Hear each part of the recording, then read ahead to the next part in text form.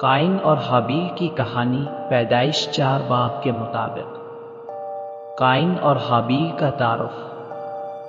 آدم اور حوا کے 2 بیٹے تھے، قائن اور حابیل۔ قائن ایک کسان تھا جو زمین پر فصلیں اگاتا تھا، جبکہ حابیل ایک چرواہا تھا جو بھیڑ بکریوں کی دیکھ بھال کرتا تھا۔ قائن اور حابیل کی قربانی۔ ایک دن دونوں بھائیوں نے خدا کے حضور قربانی پیش کی۔ قائن نے زمین کی پیداوار میں سے کچھ خدا کے لیے پیش کیا، جبکہ حابیل نے اپنی بہترین بھیڑوں میں سے پہلی اور سب سے اچھی قربانی دی۔ خدا کا فیصلہ۔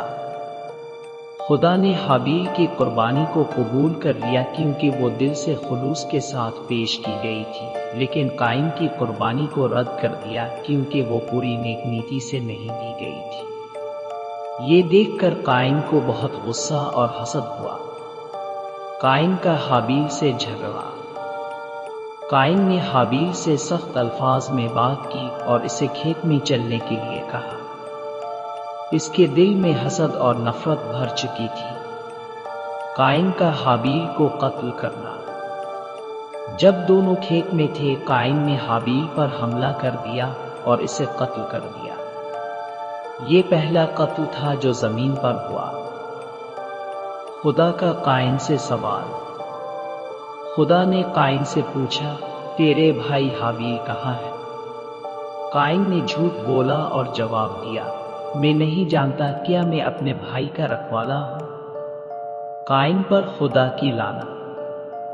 خدا نے قائن سے کہا، تاب نے اپنے بھائی کا خون بہایا ہے، اب زمین تجھے اپنی پیداوار نہ دے گی اور تاب ہمیشہ دربدر بھٹکتا پھرے گا۔ قائن کی سزا اور خوف۔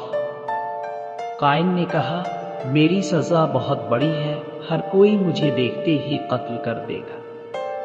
لیکن خدا نے قائن پر ایک نشانی لگا دی تاکہ کوئی اسے قتل نہ کرے اور اسے زمین پر بھٹکنے کے لیے بھیج دیا۔ قائن کی نئی زندگی۔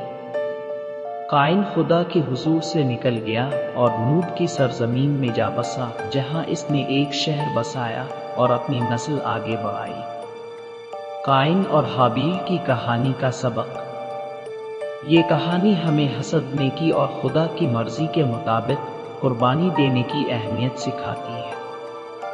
یہ بھی بتاتی ہے کہ برائی کا انجام ہمیشہ برا ہوتا ہے اور خدا انصاف ضرور کرتا ہے۔